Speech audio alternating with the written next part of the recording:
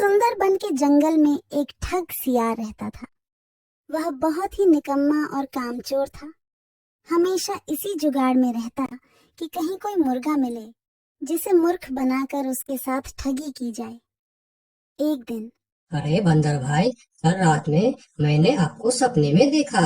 अरे रहने दे सियार, तू अपना सपना अपने पास रख और मुझे जाने दे। ऐसा बोलकर बंदर चला गया।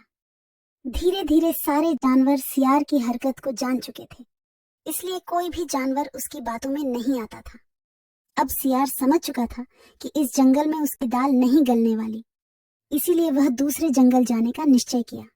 और अगले दिन सियार अपने जंगल को छोड़कर दूसरे जंगल की तरफ निकल पड़ा। दूसरे जंगल में पहुंचते ही दिन भर जंगल का जायजा लिया और शाम होते ही एक गधे को देख उसके पास गया और रुककर बोला, गधे भाई, मैं इस जंगल में नया आया हूँ और शाम भी ढल चुकी है। क्या मुझे एक रात रुकने के लिए आपके पास शरण दे सकते हो? हाँ हाँ, क्यों नहीं। अभी तो तुम इस जंगल में नए हो और हमारे लिए मेहमान हो, और मेहमान तो भगवान के सम्मान होते हैं। ऐसे कहते हुए गधे ने सियार को अपने पास रोक लिया और उसे सम्मान के साथ भोजन कराया। भोजन करने के बाद दोनों आपस में बातें करने लगे। सियार ने गधे से बोला, अरे गधा भाई, इस जंगल में पीपल के पेड़ के पास एक तालाब है, जानते हो उसके बारे में? हाँ हाँ, पीपल के पास एक तालाब है। वह तालाब कीचड़ से भरा पड़ा हुआ है। उसका पानी भी बहुत गंदा हो चुका है। यहाँ का कोई भी जानवर उसका पानी नहीं पीता है। सियार ने अपनी आवाज को धीमा करते हुए बोला, क्या तुम जानते हो, वह सोने चांदी का तालाब है। उसके अंदर ढेर सारा सोना और चांदी छुपा है, और उस तालाब का मालिक मैं ही हूँ। सियार का बात सुन गधे ने चौंक के बोला, ये तुम क्या बोल रहे हो सियार भाई? तालाब भी कहीं सोने और चांदी का होता है? मैं भी ऐसे ही सोच रहा था। मुझे भी इस तालाब के बारे में कोई जानकारी नहीं था, लेकिन कुछ ही दिन पहले मेरे पिताजी मरने से पहले सारे संपत्ति मेरे नाम की। उसमें यह तालाब भी है, और आज मैं अपनी संपत्ति देखने के लिए ही यहाँ पर आया हूँ। यकीन नहीं होता तो यह थैली में देख लो, जो मैंने अभी इस तालाब से निकाला है। सोने के गहने निकालकर गधे को दिखाया, जो उसे ठगने के लिए उसने अपने साथ लेकर आया था। गहने को देखकर गधे को सियार के बात पर विश्वास हो गया और बोला, अरे हाँ, ये तो सचमुच सोने चांदी का है। तब तो तुम बड़े ही भाग्यशाली हो, इसलिए तुम्हारे पास ये सोना चांदी का तालाब है।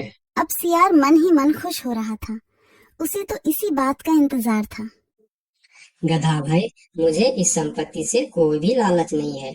मेरे पास मेरे जंगल में और बहुत सारे संपत्ति है, जो मेरे पिताजी ने मेरे लिए छोड़कर गए हैं।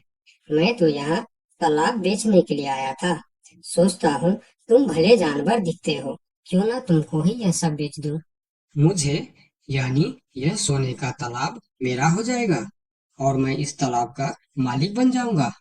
बेचारा भोला भाला गदहा सियार की चिकनी चुपड़ी बातों में बहुत आसानी से आ गया और गधा सियार से सोने का तालाब खरीदने को तैयार हो गया। दोनों के बीच 4 सिक्कों का सौदा तय हुआ। ठीक है सियार भाई, मैं अभी जाकर हिरन के पास से 4 सिक्का लेकर आता हूँ। मेरे पास अपना घर न होने के कारण मैं अपनी सारी कमाई हिरन के पास ही रखता हूँ, और जब भी मुझे जरूरत पड़ता है मैं उससे ले लेता हूँ। ठीक है गधे भाई, लेकिन ध्यान से, जंगल में किसी को इस बात का पता नहीं चलना चाहिए, वरना जंगल के सारे जानवर मेरे पीछे ही पड़ जाएंगे। ऐसा बोल सियार गधे को भेज देता है और गधा हिरण के पास जाकर अपना सिक्का मांगता है। गधे भाई, घर में सब ठीक तो है ना? आज आपको अचानक से 4 सिक्कों का क्या जरूरत पड़ गया? अरे, वह अपने जंगल में जो तालाब है ना, मैं उसे खरीद रहा हूँ। तालाब खरीद रहे हो? क्या करोगे तुम तालाब खरीद के? तालाब का तो पता नहीं, लेकिन उसमें जितना सोना चांदी है वह सब मेरा हो जाएगा। तालाब में सोना? ये तुम क्या बोल रहे हो भाई? मुझे तो कुछ भी समझ में नहीं आ रहा है। मुझे डर है कि तुम कहीं कोई परेशानी में ना आ जाओ। देखो, तुम मुझसे कुछ भी मत छुपाओ। क्या बात है, साफ साफ बताओ मुझे। हमारे जंगल में एक बहुत ही अमीर सियार आया है। ढेर सारी संपत्ति है उसके पास। और तो और हमारे जंगल में जो तालाब है ना, जिसे हम लोग गंदा नाली समझकर उसका पानी भी नहीं पीते हैं, उस तालाब में ढेर सारा सोना और चांदी है। उसने तो मुझे उस तालाब से सोने का गहना भी निकाल कर दिखाया है। उसी तालाब को मैं खरीद रहा हूँ। हम दोनों के बीच 4 सिक्कों का सौदा हुआ है। मुझे तो वह सियार मूर्ख ही मालूम पड़ता है, जो इतने सस्ते में सोने का तालाब बेच रहा है। मूर्ख वो नहीं, मूर्ख तुम हो। भला तालाब भी कोई सोने चांदी का होता है? अरे गधा भाई, तालाब से पानी निकलता है, सोना नहीं। मैं भी ऐसे ही सोच रहा था, परंतु उसने मुझे सोने निकाल कर भी दिखाया। गधे भाई, मुझे वह कोई ठग मालूम पड़ रहा है, जो तुम्हारे आंखों में धूल झोंक कर तुम्हें झांसा दे रहा है।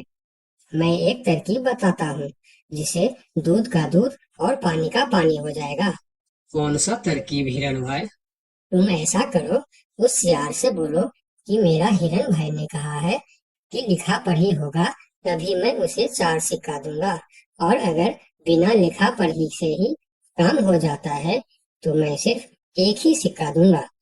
अगर वह तालाब सच में सोने की है तो वह लिखा पढ़ी जरूर करेगा, नहीं तो वह एक सिक्के में ही मान जाएगा। हिरण की बात सुनकर गधा हाँ में सिर हिलाया और सिक्का लेकर सियार के पास पहुंचता। सियार भी गधे के आने के इंतजार में उतावला हो रहा था। गधा पहुंचते ही सियार से बोला, सियार भाई, मेरा हिरन भाई ने कहा है, यदि आप लिखा पढ़ी के लिए तैयार हो तो मैं आपको 4 सिक्का दूंगा, वरना बिना लिखा पढ़ी के आप एक सिक्का ले लो और मुझे यह तालाब दे दो। सियार ठग किसी तरह से जल्दी करके सिक्का लेकर वहां से जाना चाहता था। वह बोला, अरे गधे भाई, तुम बड़े अच्छे और भले मालूम पड़ रहे हो। तुमसे क्या लिखा पढ़ी कराना, चलो तुम एक ही सिक्का दे दो। अब गधे को समझने को कुछ बचा ही नहीं था। गधे को समझ में आ गया कि सियार उसको ठगना चाहता है। ठीक है सियार भाई, कोई भी शुभ कार्य करने से पहले मुंह मीठा करना जरूरी होता है। मैं अभी लड्डू लेकर आता हूँ, आप यहीं रुको। गधा जंगल से 2-3 जानवरों को बुला लाया और सियार की जमकर धुनाई कर दी। किसी तरह सियार वहां से जान बचाकर